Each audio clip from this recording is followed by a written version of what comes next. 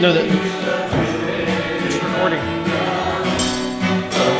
But we're shooting into that other screen. I'll just move it. Sure.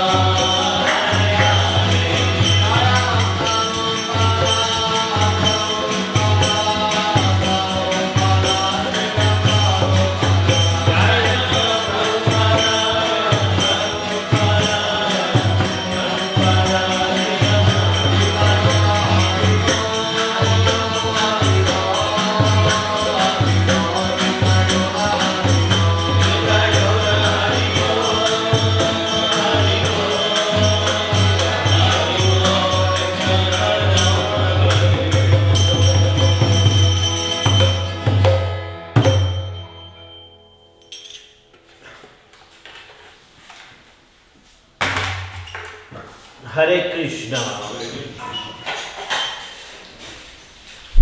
All glories to Srila Prabhupada. Srila Prabhupada ki Namo Vishnu Padaya Krishna Bhutale Srimate Bhakti Vedanta Swami Ramane Namaste Saraswati Devi Bhavani Kucharane Nirvisesha Sunyavari Pasya Krishna Chaitanya Nityananda Siyadeva Radha Srivasadi Gaur Bhaktivinoda Hare Krishna Hare Krishna Krishna Krishna Hare Hare Hare Ram Ram Ram Hare Hare.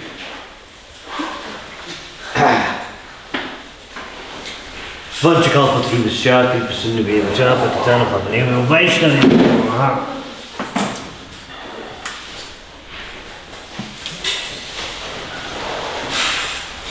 So, thank you all for coming, reflecting on this morning's class.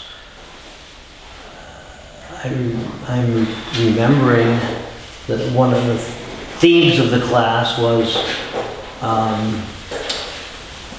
Prabhupada's disappearance, or how not to have Prabhupada disappear from our lives, although Prabhupada has physically disappeared. And on this day, actually, for Vrindaban devotees, this day in this room was a very solemn occasion, the night of Prabhupada's disappearance. We all gathered here before it was a complete palace. It was under construction. And this time, actually that time of the year was like November. And as you see, all the leaves are being blown off as we speak tonight. There is no green leaves. So we just brought in evergreens. We cut evergreen trees and branches and decorated inside the palace. There was no marble, there was no painting, there was no chandelier. This was in 1977. Palace was under construction. And there was a photograph of Srila Prabhupada. And so we came here. We got the news actually I remember, I just was talking to Adi in New York, and he was asking me where I was on that momentous occasion. And I said I was in the Prasadam in Vrindaban, and I heard about it. Right before, actually it used to be a class, a Bhagavad Gita class before lunch.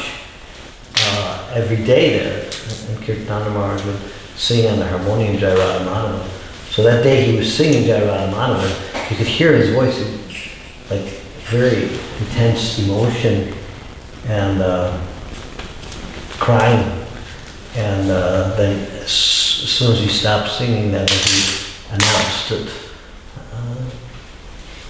The momentous, earth-shattering news that Prabhupada had left the world. And today we are hearing how Vyapi said he controlled his crying, but I remember I was crying like, hey man, I didn't have, I was a really young devotee then, but I mean, it was just the atmosphere of loss was there prevalent in the room. And so we kind of didn't know what to do, whether we should eat lunch or whatever. We had our services, and then it was said, okay, although it's a great, this was of course real education for devotees. Prabhupada left, what do you do? Nobody, it was like planned out exactly, and then it was understood through Vaishnava understanding that it's great, it's a day of great sadness, but it's also a great day of celebration because Prabhupada had entered into his Nityodita, eternal pastimes. And as we were hearing some very intimate, beautiful stories today from Malati, how in 1967, one young devotee had made that beautiful poem, right? That was a poem that she had wrote, a poem glorifying Prabhupada as a cowboy. He said they didn't know the word, she was saying they didn't know the word, they only knew the word gopi, they didn't know the word gopa, they didn't know. So it's a cowboy. So that's why it's occasions for great celebration. Srila Prabhupada re-entered into his eternal Leela.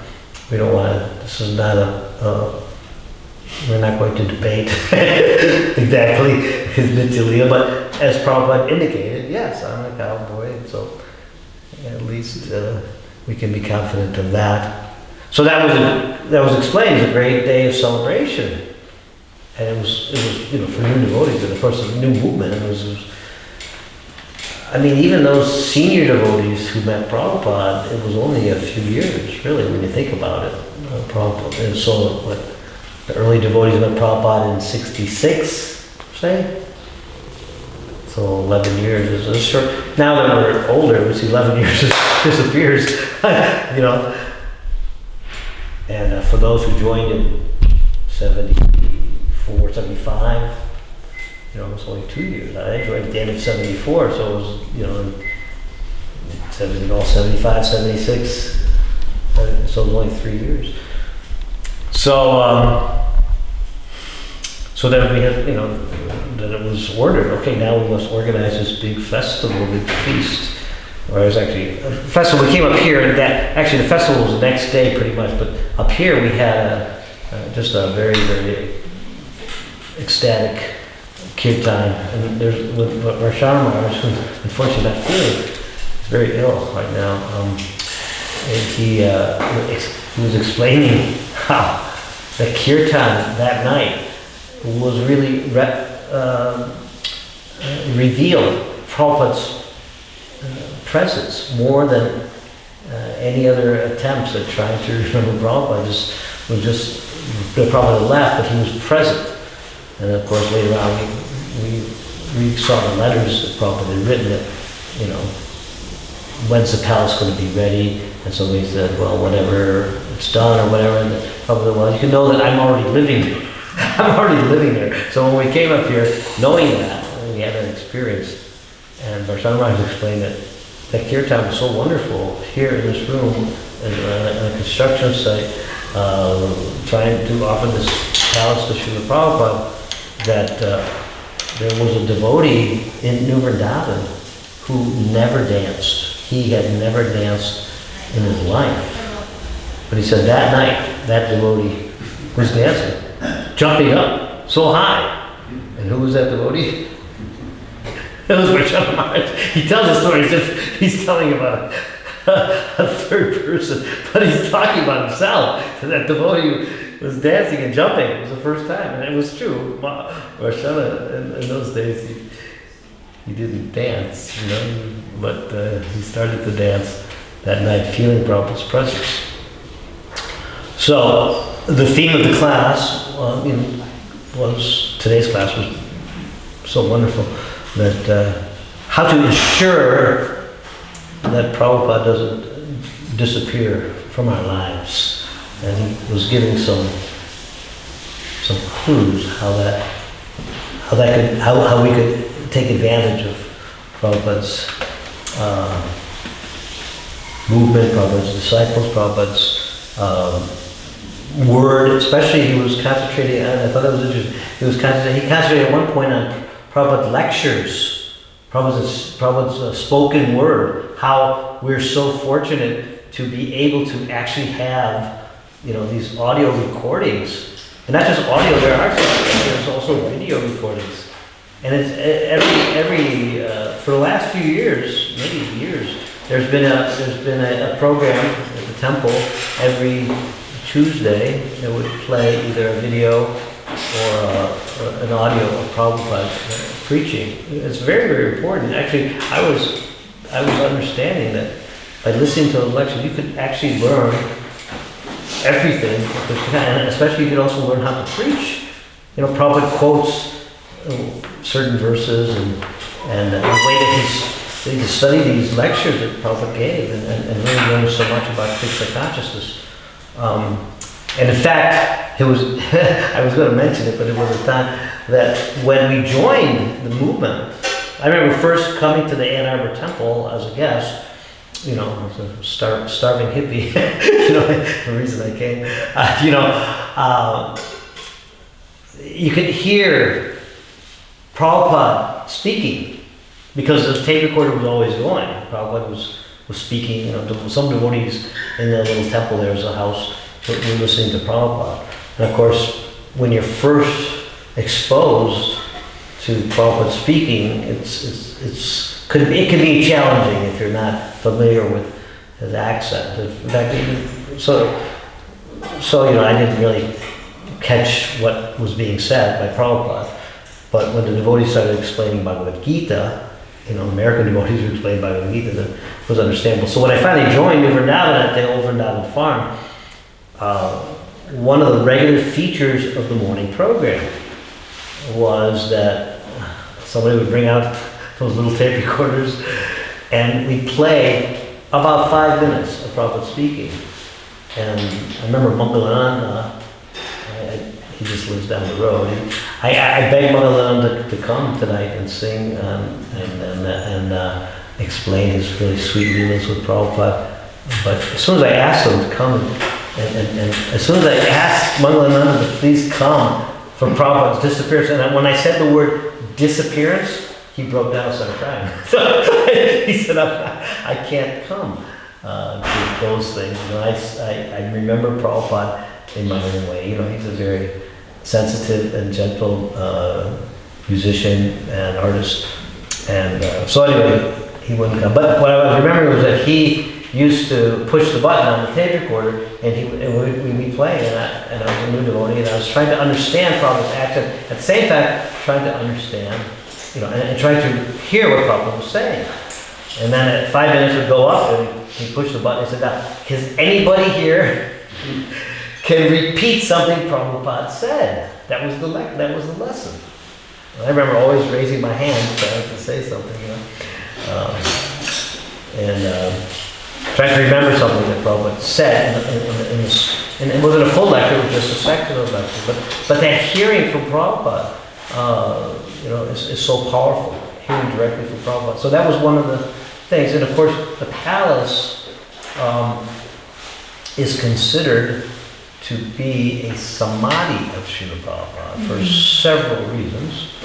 Well, one of the reasons is that the flower petals from Prabhupada's garland, when he was entering in Vrindaban, in the actual samadhi, were put here underneath the altar. But another way of understanding Prabhupada's palace is that it is a smriti samadhi.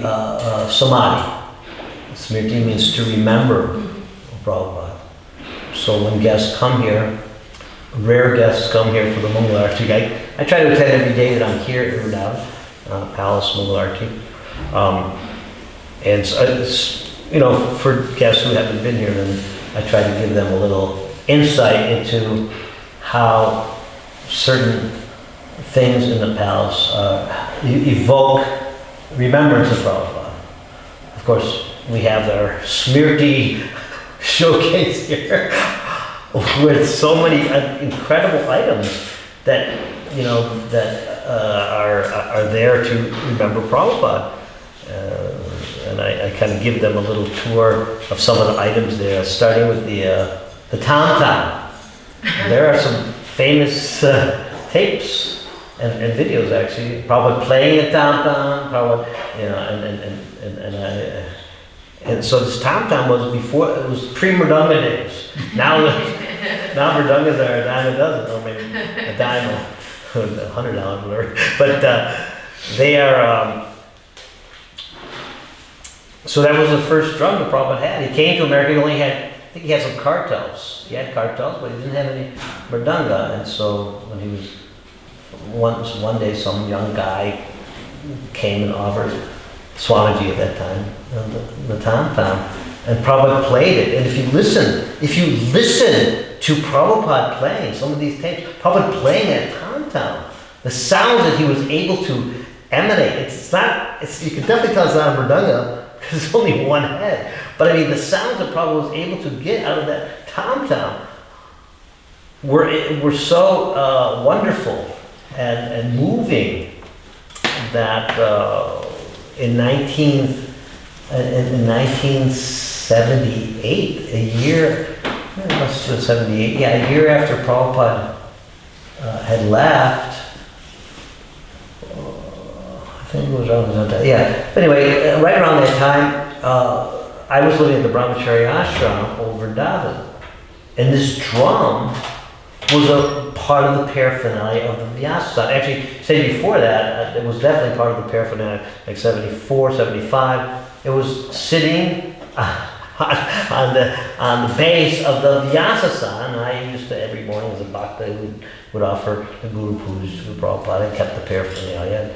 But I had no idea what that drum was. In fact, sometimes when the mridangas would break in the Brahmachari ashram, which was very often, those things, you didn't have these. Raghu had invented these. He was telling the story. He was sent to India to make these drums, these fiberglass drums. But in those days, when mridanga broke, it broke. I mean, there was no fixing it. There was no plastic ones to replace it. So I remember being in some kirtan with Radhanath Das Brahmachari at the time, where he would, with his mridanga would break, he would pick, ecstasy, he would pick up this little tam-tam. It was the only drum in the room to play. we were up there living in just 20 or 30 brahmacharis up there. We had no money and no ways to order stuff on Amazon or no phones, nothing, So sometimes he play, he gave it much thought. It was just like, okay, that's just some old drum, So then in 1979 or Brahmananda Swami, he walked up to Old Vrindaban. He walked up to Old Vrindaban, had his ganga, and all brahmacharis were, always enlivened to have a sannyasi visit, so he came and we all paid obeisance. He got up, and he was looking around the temple room, and then he just started shouting, "That's it! That's it! That's it!" I wouldn't know what the heck is he talking about. Is he gone mad? He goes, "What? Radha goes, what is it? What is it?" He said, "That's it. That's the drum that first made us dance in the park." And Prabhupada, in many lectures, he would say, Brahmananda and Chutananda were the first ones to get up and dance. And they danced with that drum as the rhythm, right? So I tell that story to the pilgrims that come here. And of course, for me, it's like always so enlivening to tell that and for them to see that the movement is humble. Prabhupada's palace, I was suggesting to our new directors that we should have a spot, maybe in the palace grounds somewhere, where we do a replica of Prabhupada's room, say in Radha Damodar temple. Has anybody been to Radha Damodar temple and seen Prabhupada's room? And if you've been recently to Govardhan Eco Village, Radha Swami has made an exact replica. Exact. They had, he's got like high-tech. They're brahmacharis, but they're like super like geniuses, PhD brahmacharis, which is what we never had in our brahmacharis. We had first-class dropouts, We all dropped out. That was the qualification for being in the brahmachari ashram. Reject everything. Reject family, reject college, But one of the requirements of Radha Swami's brahmacharis was they had to actually get their degree and actually work in the real world for a year before they would even join the brahmachari ashram. But anyway, so some of the brahmacharis figure out a way to, measure, like with lasers and everything, the exact measurements of not only the room. Of course, I'm talking about the room now, but they measured the room exactly and got, of course, photographs are available, and they found out what kind of stone it was. And when you go in that room at Govardhan Eco Village, you were there, right, with me? Yeah, when you go in there, it's the exact replica. In fact, Radha Swami, he prides himself when he goes in there with some of the guests and devotees, and he goes in the ceiling. There's this piece of stone, right? He lifted it up a little bit and moved. It's like a secret compartment, It's the same secret compartment that's there. So he said, yes, we have even the secret compartment.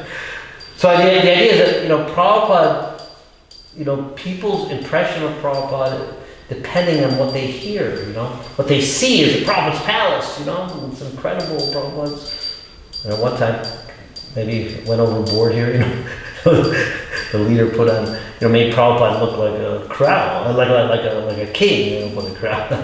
It's so obvious it would feel like that. But actually, Prabhupada, and we try to explain this when we give tours to people, Prabhupada actually was very, very humble, and he lived very simply in Vrindaban before he came here. So I was thinking that if we had a replica of, people could experience Prabhupada in the palace, up in the bedroom, up in the temple room, up in the bathroom, They give the tour, and they sort of talk about the marble toilets, the gold handles there. But Prabhupada, room in Radha Damodar was very, very simple, and Prabhupada was a sadhu. But not just an ordinary sadhu, So anyway, so these things that help us remember Prabhupada, and there's the bell. There's the bell here in the showcase, brass bell right above Josh's head there. So when Srila Kirti was here, he was quite enlightened to see the showcase, and he started telling us. He was explaining how when when he, Prabhupada had a system when he was traveling, that he had servants, and he had a servant, personal servant, and a cook, and secretary. The whole thing was designed. It wasn't designed. It was designed for Prabhupada to make it easy for him to do his service of translating.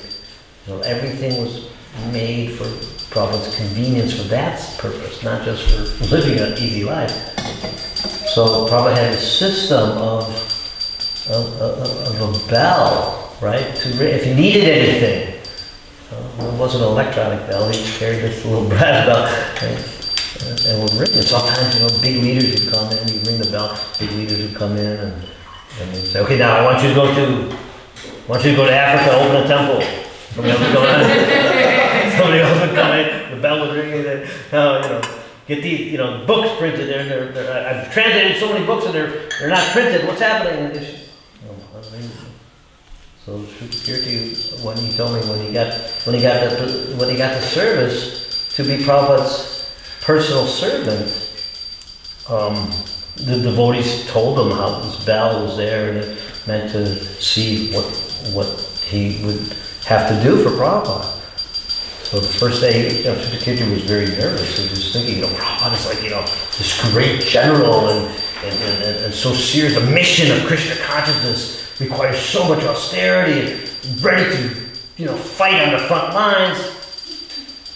So first day, the bell rings. Srila heart is trembling.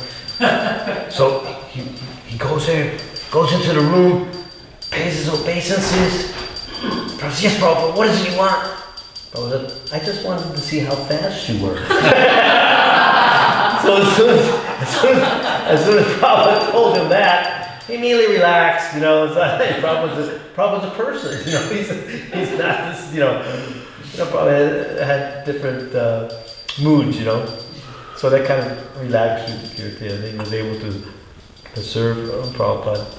And we see, there's a copy of the first Bhagavatam, the first Bhagavatam that Prabhupada had printed in India, that he had brought with him in the trunks on the Jaladuta. Just think of that. And so, we can tell people that Prabhupada was not just an author. Sometimes people was probably just an author. He wrote the books, he delivered the books, and he taught the books. He taught how to live. I mean, there's many authors that write different things, different philosophical treatises or different practical things, but Prabhupada, he wrote the books, and then he came personally explain the books, and then he showed exactly how to live according to the books. That's what it means, acharya. So we have this one of the first copies of the Bhagavatam that was on that boat, the Jaladuta. Prabhupada, traveled at such an expense to his health, expense in his old age, how in order to give us Krishna consciousness. So we can explain all these things. So this place, the palace is a place to remember Prabhupada's Smriti Samadhi, a place to remember. Of course, we have to carry that remembrance in our heart. Ultimately, that's the real temple is in the heart. This is a pure devotee. He carries Vrindaban in his heart, and therefore he's able to reveal Vrindaban to wherever he goes. And Prabhupada made that possible by his Krishna consciousness. There was the story today by Raghunath talking about Prabhupada suddenly going into the Vrindavan trance, where he was experiencing Vrindavan. He started talking about the spiritual world, what the relationship is between Krishna and the gopis, how they try to serve each other in such a way that love just increases and increases. The Prabhupada was carrying Vrindavan in his heart. He was able to manifest in the establishment of so many temples, so many Radha Krishna deities, Prabhupada books, and so many unbelievable ways. So we're so fortunate to be able to be part of this great movement. And for me personally, it's Prabhupada saved my life, in the sense that I had no life. Prabhupada made my life, really saved my life, and made my life. I had no real attachment to, basically it was a runaway, and I came here with nothing, just a hope that it would be something to fulfill my dreams as a place of, at that time I wasn't looking for Krishna. It was a place that was what it was advertised as, a place to be self-sufficient, to live in harmony with the nature and land and everything. And of course, when I found that Krishna was here, that was an extra, that was a bonus, growing food and all that was nice. But really, when I found Krishna was the center, that was a bonus. So Prabhupada, he knew at that time in the 70s, there was a massive youth movement. Youth were traveling all over the country. And I was part of that, traveling all over the country looking for alternative places to live and friends to be with and more natural settings, rejecting materialism. And Prabhupada knew that, so he created this, community for that. When I came here, then I just basically, I just fell in love with everything that was happening. And Prabhupada gave me a whole new life, a family of devotees, a reason to live, a reason to work, everything. And I'm forever grateful for that. And by the mercy of the devotees who wanted to please Prabhupada, I was able to also actually participate in the construction of the temple here, even though I didn't really know anything, and I still don't know about construction. But it was an opportunity to serve, and it's explained in the scriptures or just common sense. Whatever you serve, whoever you serve, that's what you become attached to, right? Mm-hmm. People get these cars and they just polish them up. It must be West Virginia. They buy these trucks and then they jack them up, they jack them up and they polish them up and they put stripes on them as you serve something like that, you become really attached to it and really proud of it. So Prabhupada said devotees are humble, they're not proud. But actually, he said that as we advance, we become proud of Krishna. We become proud of our master. We're humble, but we're proud of Krishna. So that's a nice meditation. Real pride is having pride in Krishna. Krishna is the greatest. Prabhupada's the greatest. We can have that kind of pride. Not in an arrogant way, but we take pride in being part of something so wonderful and pure. And so on this day, I always, remember my fortune from having no life to having this life that I relished, for 45 years, and hopefully more to come. So we have Mother Jayashree here and Raghunath, disciples of Prabhupada. I know they spoke this morning, but I know Mother Jayashree could tell. Maybe some of these devotees have never met you or seen you or heard you. Would you like to maybe just tell? I love your story of how you first met Prabhupada. But you can speak of anything, but I think that is also relishable.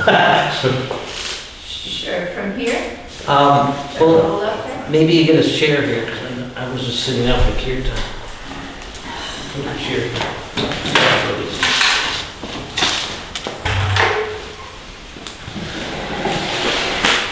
Thank you. Let me get that mic off of you. Oh. Where? Okay.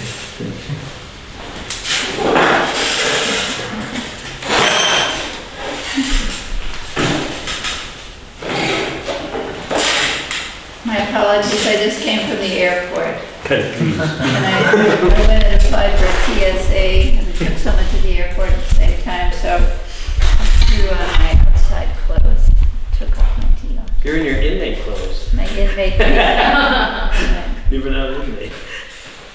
Okay, so do you want to hear how I met Srila Prabhupada, or do you want to hear the coat story? Tell them all. Both. We got a lot of time. Yes, we have a lot of time. Okay, so an edited or summarized version. I'm from Hawaii, and my father's a manager of Dun & Bradstreet, had a new Cadillac every year, drove a sports car, lived overlooking the ocean. But then when I was just out of high school, I had a really strong desire to find God. So I actually became hippie. I kind of went with the counterculture, looking for something spiritual. And, I went to San Francisco. I think I actually was supposed to meet Srila Prabhupada then, but I didn't because I kept feeling like I was called to Haight-Ashbury, which was only like a few blocks away, but I never went there. Anyway, I went back to Hawaii. How old were you? How old? At that time? 19. And so in my adventure, I realized that all the hippie thing was nobody knew anything. Everyone would say, well, where it's at. It's like, yeah, you don't know anything. It's like, okay. So I ended up, which is funny, I was over in Maui and I was meditating, and I kept hearing a voice that told me to go over to Oahu to meet my old boyfriend out in the cane field, where he lived. And it happened so many times, I just got on an airplane, flew over to Oahu, hitchhiked out to the cane field, knocked on his door. You may know Mahendra. Yeah. And he said, what are you doing here? I already have a girlfriend. I said, I have no idea, but I kept hearing a voice that told me I had to come and see you. And there was no Krishna consciousness in Hawaii at the time.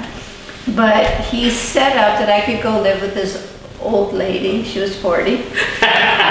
And so I was living with her, and I would go to work. I hitchhiked to work at the Lali Loa Inn, and I was a little waitress.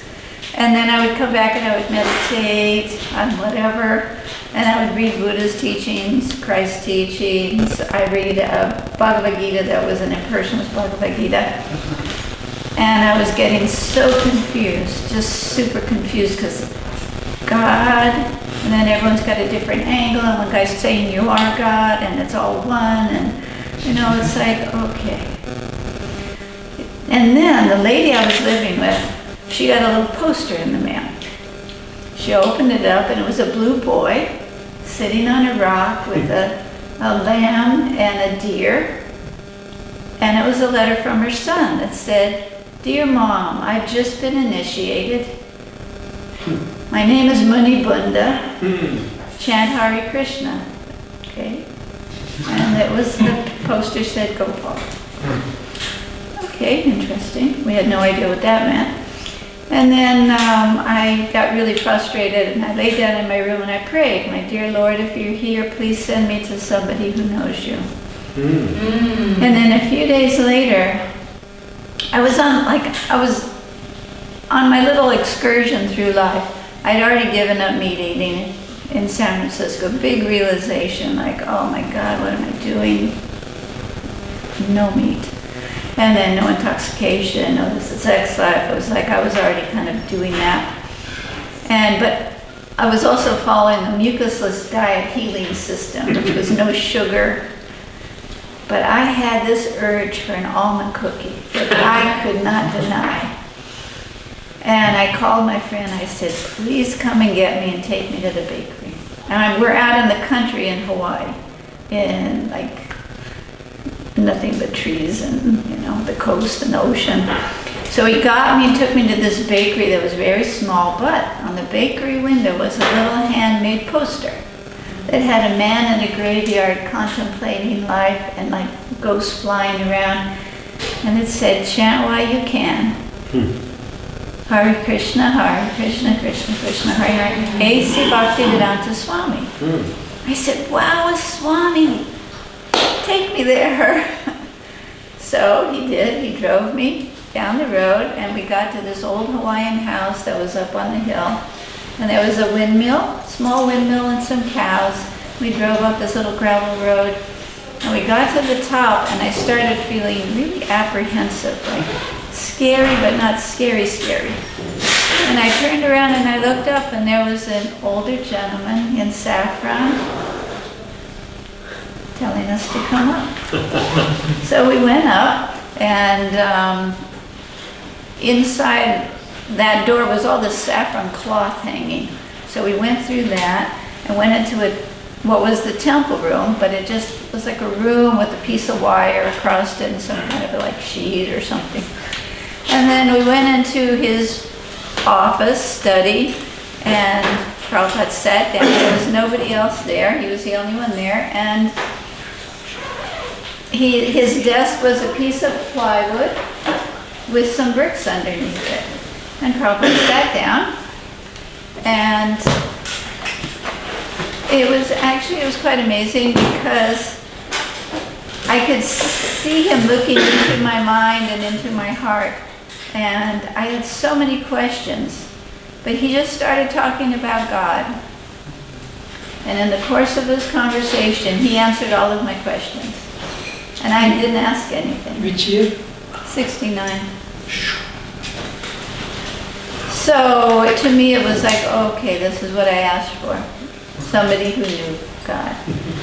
And so then the devotees came back, and they had gone on a Harinam, first Harinam in Hawaii.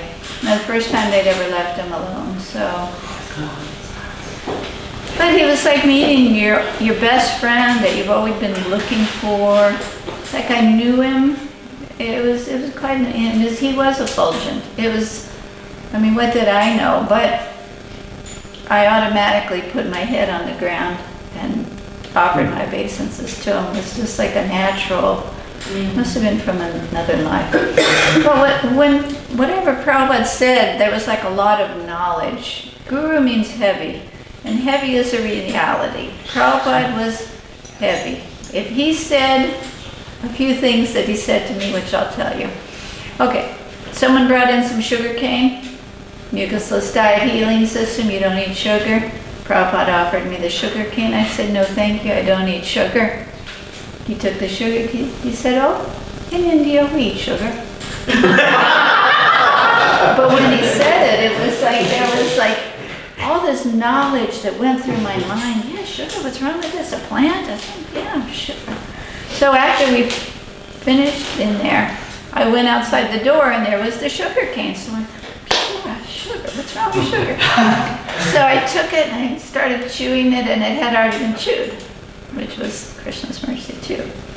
So he had me come back. I went back. I mean, he was only there a few days, but he was the person I was looking for. He knew where it was at, what I was looking for. It was like, you know, you're stumbling around in this world trying to see, well, what is it? What's God? And Prabhupada was like, okay, now do you see? It was like everything was so clear. The Bible made sense. Everything I'd been reading, Buddhist teachings, everything just was like, wow, yes, that's what it's all about. Prabhupada was very powerful. So then they had the first Harinam with Prabhupada in Hawaii. And I was living down the road in my hippie-ish kind of existence, although I was with the mother of a devotee, initiated devotee by Krishna's arrangement. Krishna's very intelligent. He really knows how to work it.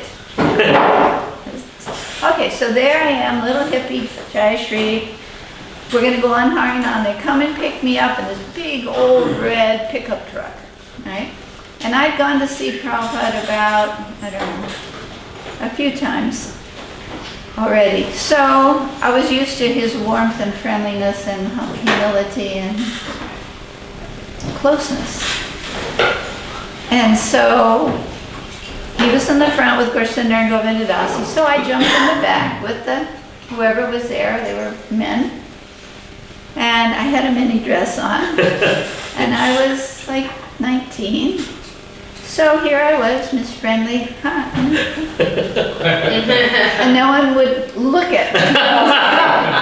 It's like, okay, what's wrong with you guys? It's okay. So when the truck stopped, Prabhupada got out. So I'm going to go with him. He's so nice. So I started walking with Srila Prabhupada. And we walked for a while and he stopped. And he had his, which I have a picture of it. He had his cane. He stopped and he looked at me. He said, "Do you not know you are a woman?" And he looked and I thought, my God, how do I know I'm a woman? I got a miniskirt on. I mean, it's like all this knowledge went through my mind. And I never wear a miniskirt after that. Anyway, I can go on, but Yeah, please. Please do, Mama. What about the jacket? The one that the coat. The coat. The saffron coat that Prabhupada wears with the hood, I made it.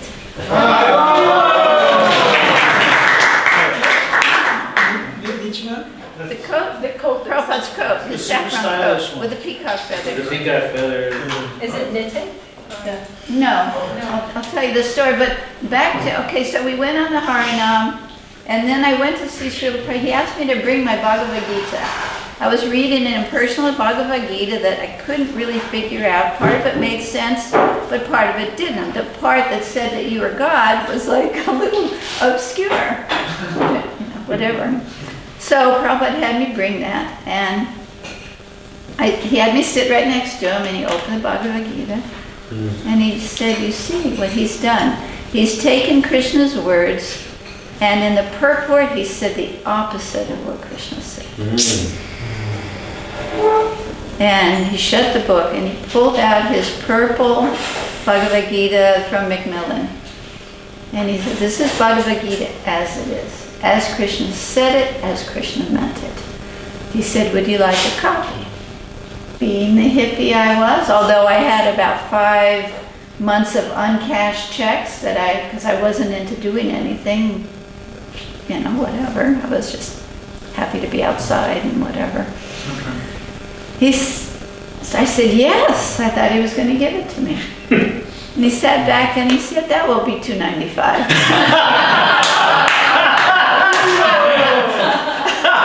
And I kind of freaked out at first. It's like, love God. Because that was like the hippie philosophy. Everybody, just love. And I thought, yeah, of course. You got to print it. Yeah, I said, I'll take 3 of them. So I bought 3 books, and I kept one, and I passed a few out. And then Govinda Dasi's iron broke. And she said, this was another day when I went. He was only there a week, but somehow or other, I just had to go every day. And she said, "Will you do Prabhupada's clothes, wash them and iron them, because he's leaving tomorrow or something?" I said, "Sure." So I took him home, and he was just, I didn't know who he was, but he was my friend. And there was a big cement basin in the neighbor's yard, and I was washing that, and I was like getting high. It's like, whoa, this is really great. Because the energy of Prabhupada was so, it's bliss. It is bliss. So I was washing Prabhupada's clothes, and they smelled just heavenly. Then I hung them up, and then I ironed them later, and they had holes in them. They had burn holes in them from incense. And Prabhupada's clothes weren't nice and finished and silk, and they were cotton, and they were ripped. You know how you just rip cloth. And so those were his clothes. So I washed them and ironed them and took them back. But whenever Prabhupada came, wherever I was, someone would give me his clothes. Somehow or other. So, and then another time when I was sitting with Prabhupada, he turned to me and he said, "You like me?" And I said, "Oh, I just love you."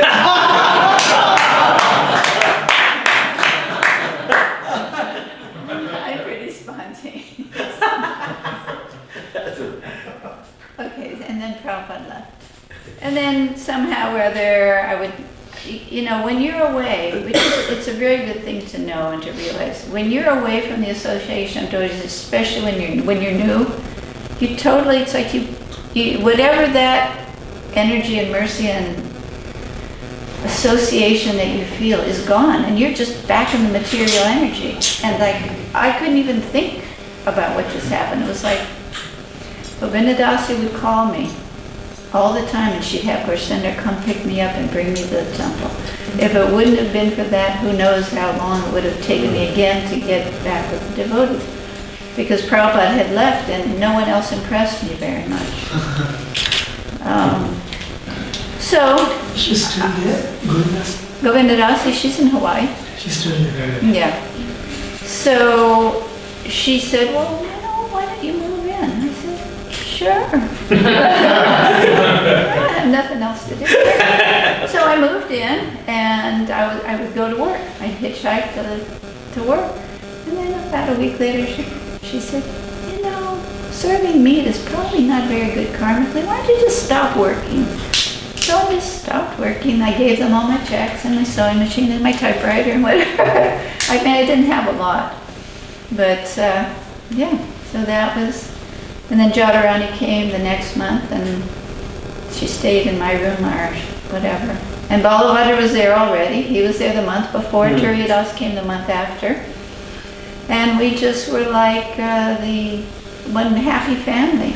We lived there, then we moved to Sunset Beach. The guys would go in and hitchhike into town every day and do whatever magazines we had. Then we ended up moving to Honeywell Street by the university, and then people started coming.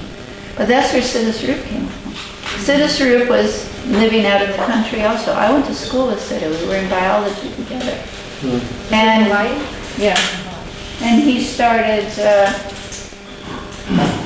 I know that I actually connected with him before anybody else did because I was living with them.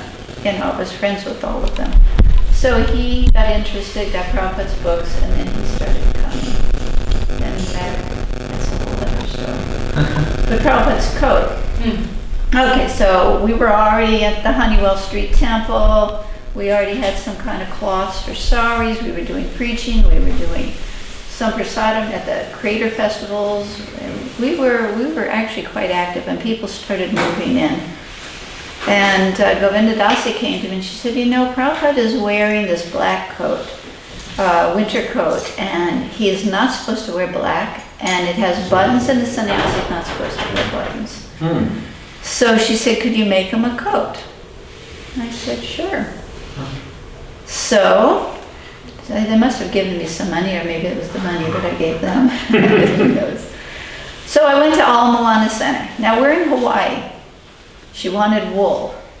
Wool in Hawaii, saffron wool in Hawaii.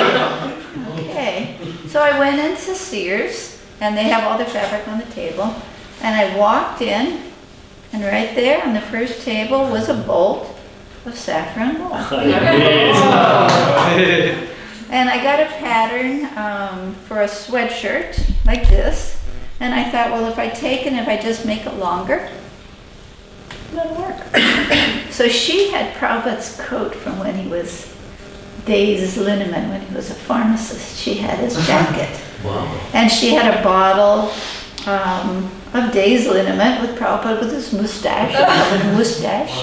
Govinda Dasi had a very close relationship with Srila Prabhupada. He would write to her, my dear daughter Govinda Dasi. She was a great preacher, and she did a lot. She's the one that started Tulsi. Anyway, so there I got the fabric, and she wanted a hood that it was warm. And they didn't have any kind of furish kind of stuff. So, me being someone with shopping Shakti, I've been delegated that I'm a good shopper. So, I walked around Sears, and up in the bathroom section, there was a toilet bowl cover that you put on the back of the toilet bowl. And it was thick, furry, mustard color, but that's okay. So I bought that, and then I made the coat. But as I made the coat, I would try on Prabhupada's coat to make sure the sleeves were right, and that was the and that the shoulders were right. So that's how the coat got made. And then Govinda Dasi said, let's put the peacock feathers on the tassels. And she also said, Srila Prabhupada sits, like you see in the study, he sits down at his desk and he translates. And he's got his chadar. And anyone who sits down with the chadar around him and tries to cover their leg, at the same time cover their arm, at the same time cover their head, they're just constantly recovering. She said, can you make him a cape? Okay. She said, I want a cape that goes over his head, kind of like Little Red Riding Hood. Goes over the head, goes down, she wanted it really long, and then with slits to put your hands through. So he was totally covered and he could just translate. So I actually have seen many pictures of the coat, and the cape I've never seen a picture of until a few years ago. Actually, and I have it on my desktop. It's actually Prabhupada in the cape. So she sent it to him, and he wrote her back, and he said, thank you very much. He said, makes me so warm. He said, I feel like I'm warm, like I'm on the lap of my mother. So, that's how the coat. Do you have a picture Here. Of the coat? Yeah, I got it. Show. Pass it on. No, that's the, yeah, that's the, okay. Is Is that the coat? This is the code. I've seen the picture of the coat, but I've not Yeah, the seen the picture of cape, I have it on my desktop somewhere. Yeah, this is the coat. Srila Prabhupada ki. Thank you, Brother Dad. That was wonderful. No, I was Huh? That was You've already creative. been to the whole, Toilet. Boy, it's just cloth.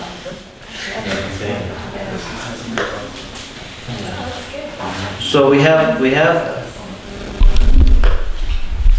guess maybe I could, you want to say? Right.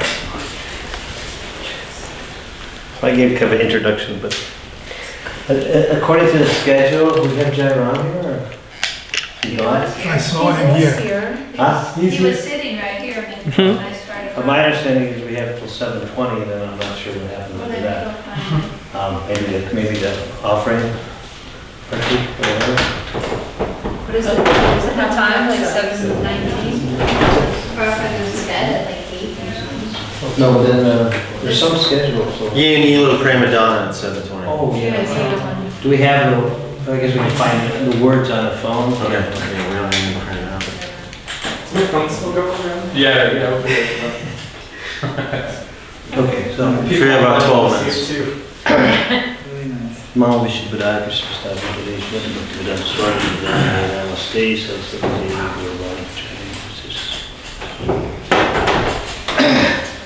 So, my experience with Srila Prabhupada happened in 1972. I joined in 74, and I joined here in Vrindaban in 74. And in 75, I was living, yes, sir? How are you? We have at 8 o'clock snack dinner prasad up here. So that's before we It was supposed to be, we never sang the prayers of the divine part of the Vaishnava, that's part of the program? Let's see that on the schedule. Anyway. And before you have Jay, Anilo, Prema. Yeah, that's. So I joined here and I immediately joined the Brahmachari ashram and Old Vrindaban farm. How many have been able to go to Old Vrindaban farm at some point in your life? Okay, so the Old Vrindaban farm, I was there as a bhakta, and of course that farm produced a lot of incredible Vaishnavas. Radhanath Das Brahmachari was there when I joined, and Chandramali Swami was Brahmachari at the time. Parshada was also there. So many devotees. But so that was our life. It was a very, very austere life, and we used to. I think Jai Ram was telling about how you could do so many times around the palace. It was one round, and so we had a thing from Old Vrindavan. It was to get to to get to Vrindaban, it was 4 rounds. We could walk 4 rounds down, and that was called the Agasura Road. You might have, the road was so muddy sometimes that your boots would get stuck, and the devotees would just become so frustrated. But that was the way we would go to our service. Mangalarti at Vrindaban Brahmacharya Ashram started at 4 o'clock, immediately followed by, at 4:30 there was Tulsi Puja, and then immediately followed with Guru Puja, and then class. So by 6 o'clock we were having breakfast, and by 6:30 we were expected to be out of the Brahmacharya Ashram and walking to our service. So when I first joined, my service was at Vrindaban, so we would walk down there. And all our rounds were supposed to be done before Mangalarti. So we would be getting up at 2 o'clock. Before the 4 o'clock Mangalarti. What's that? Before the 4 o'clock Mangalarti. Yeah, before the 4 o'clock Mangalarti, that was the standard. And then of course when my service changed and I started to come to the palace, and we had to walk across the valley. So that was only 2 rounds, but it was like straight down the mountain and straight up on the other side to get to here. So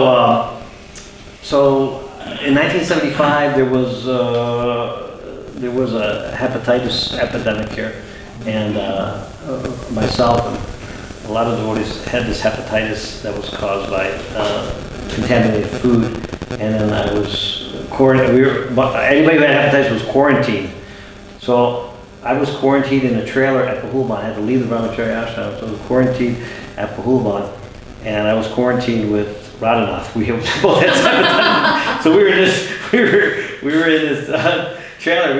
Nobody was allowed to come in, and so we were together. We used to have our own morning program, but they didn't give us any instruments. So all we had was our eating plates. So we would be playing the instruments and having our own little Mangalarti, and the only thing they would feed us was just like rice with no salt, and white rice with no salt, and mung water. That was the only diet we had for like a month, and we had it. So anyway, I was there, and then I had hepatitis. I couldn't do my service so well, so then I was sent out on Sankirtan.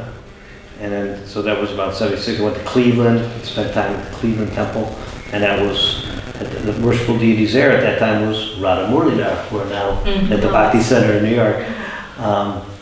So then I came back for Prabhupada's visit here in 1976. And because I was living in Cleveland, there was a devotee there who, outside Cleveland, who had a Cadillac. So we had to pick up that Cadillac and bring it for Prabhupada's visit in 1976. And June 76, Prabhupada was coming into the Pittsburgh airport. So we were bringing the Cadillac to pick up Prabhupada. I wasn't in the car to pick up Prabhupada, but we brought the car down.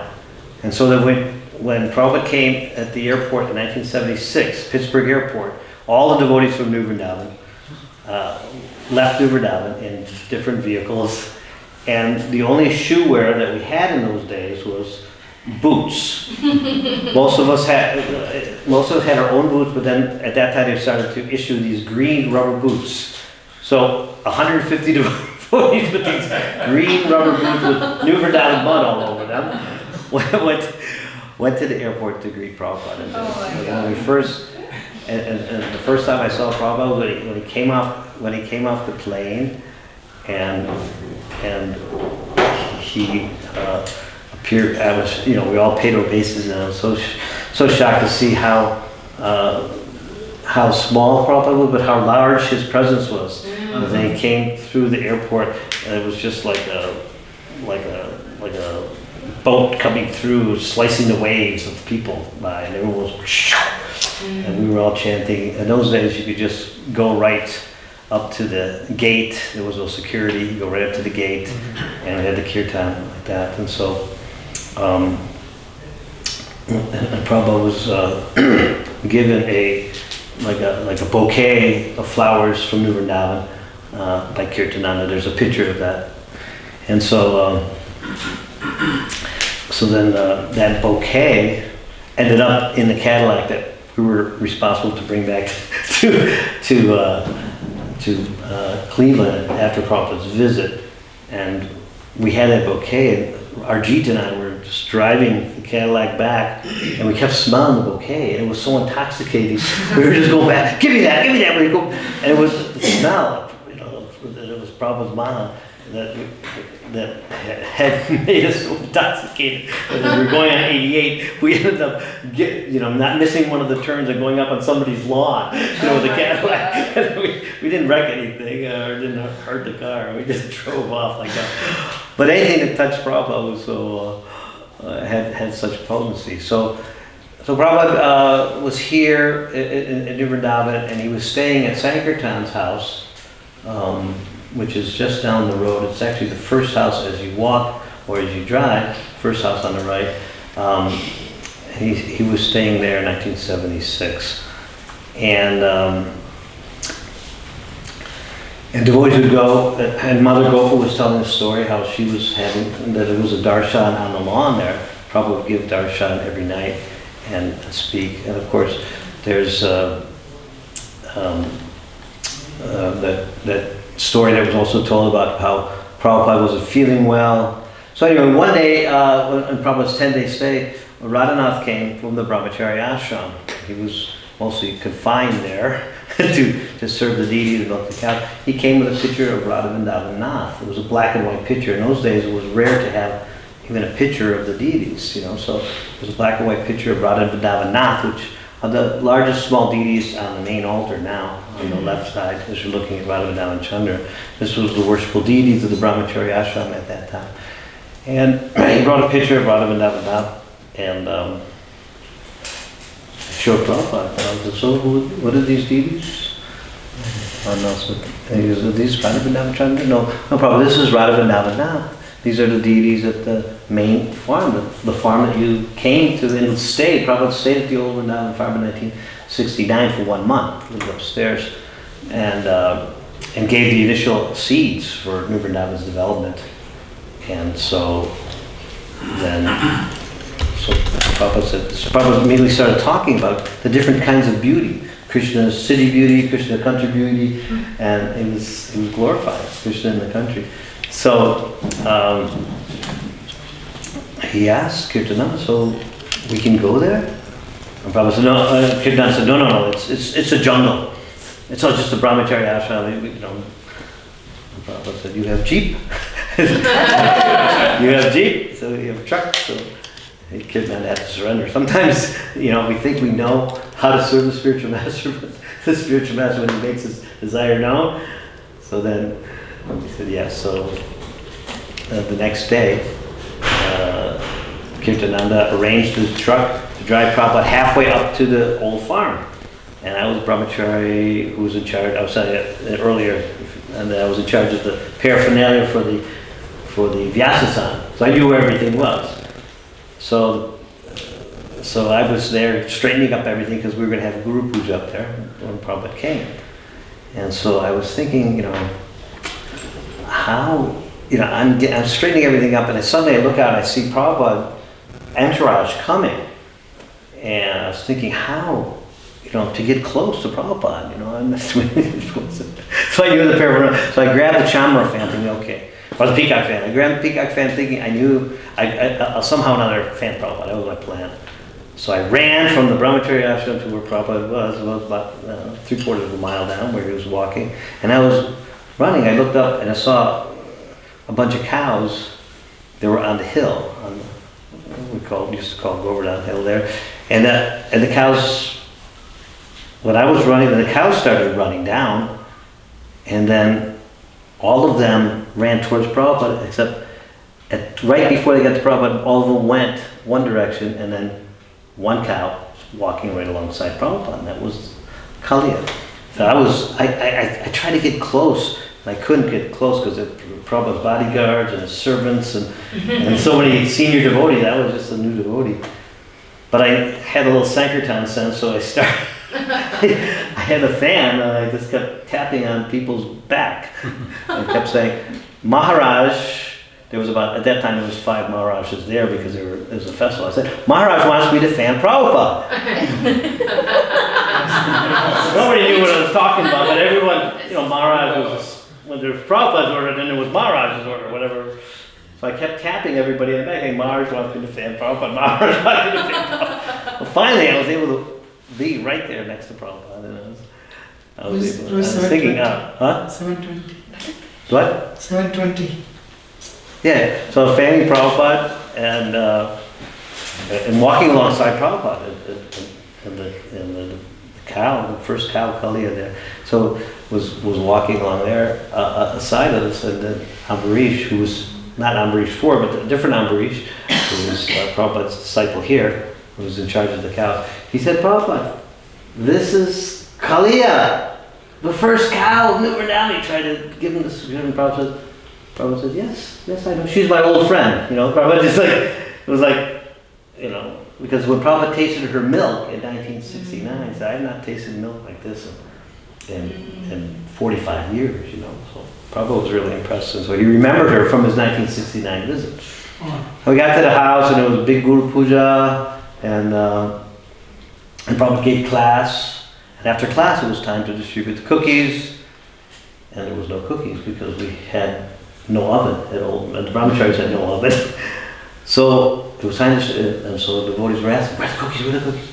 And Ramnath was the pujari, so he didn't have cookies, but he made up a plate of all the maha from the previous day. Sabjis and chutneys and samosas and like a whole big meal, you know, the envy of all the devotees to get inside that maha cabinet. Everything, made a complete plate on the silver deity plate that was offered to Gordita, and he tried to give it to Prabhupada. On one side, it was one servant, and the temple was completely packed. He finally inched his way. He said, where's the cookies? We don't have cookies. This is it. And the servant said, you can't give Prabhupada that.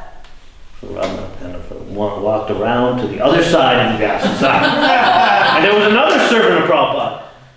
And Radha says, there's no cookies, but we'll offer Prabhupada this. And he goes, yes, of course, this is good. To see the different servants with a different idea. And so at that time, I had positioned myself to be like, here's Prabhupada's Vyasa right here. And I'm here. I got the front row seat. Prabhupada's sitting here. He's got the plate of prasadam on his, right on the Vyasa on front row. I'm watching every single move Prabhupada makes, taking the prasad. And Prabhupada had a way of taking prasad that was just uncanny, especially with his Mahaprasad. You know, it was just a tiny little tip of a spoon full, and we'd taste it and relish it, you know.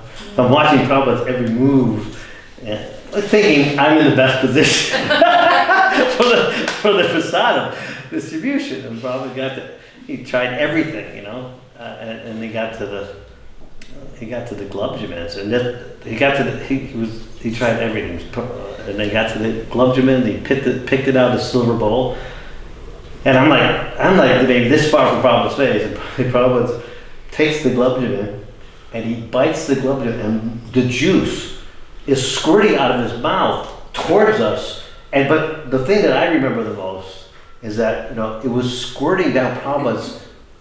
The whole juice was squirting down his face, and he had this grin on his face that he looked just like a 14-year-old boy, you know. Like he was really like having fun with the whole thing.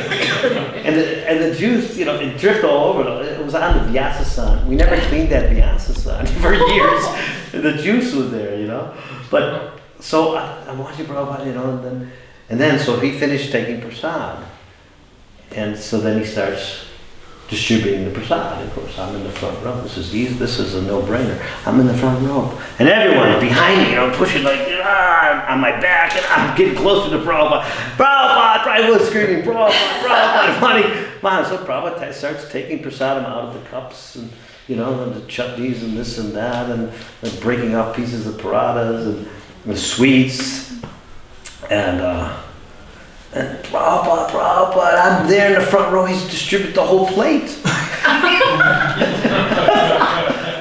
So there's one preparation left on the plate, and that was a silver bowl of boiling hot milk. And Prabhupada, you know, the final thing that Prabhupada liked to do was drink the milk at the end of the meal, you know. Mm-hmm. So he went to pick up the silver cup, and he touched it with his hand. I'm watching Prabhupada. He touched it. You could see that the silver had conducted the heat. So he he backed away like that, and he picked up his spoon, and he started sipping the milk with the spoon, right? And still, there's, we're all watching this, and I'm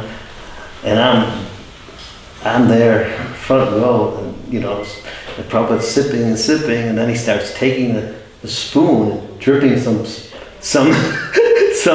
whoever's got their hand out, right? I'm there, Prabhupada, and nothing,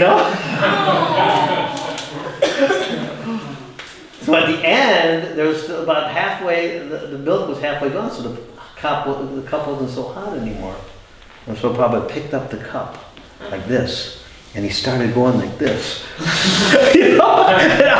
I'm in front in tears, Prabhupada. And finally, yeah, so he put the cup in my hands, There you go. And I got Prabhupada mercy. And I ran immediately. I ran immediately to the front of the temple, greedily, thinking, yes, now I can get some Maha mercy. And I'm just about to take the milk, and other devotees come up to me and say, I didn't get anything! It's like the Raji Dev story. So I start distributing little bits of drops to them, and then there was still about an eighth of a cup left, and I said, okay, that's enough mercy for you guys. It's time for me. So that was very nice and sweet exchange I had with the Prabhupada, and there was some others, but we'll stop there. So now it is 7:30. Is there an arti that you offer at this time? So we can have a kirtan? It's 6:30. You want me to Oh, do another arti? Okay, so now is the time for the. Do we have anybody here who would like to sing the prayers to the departed Vaishnava? Mataji, you know this song? Yeah. You can sing your beautiful voice, and you play the harmonium so nicely. And if you don't have the words, if you have a phone, you can find it on your phone. What's it under? Just Google Jeremy. Anila Prempanam. So if you could sing along. This is the traditional Vaishnava song for the departed Vaishnava. And this poem is filled with ecstatic feelings of separation from Vaishnavas. Srila Prabhupada ki jai. We have anybody?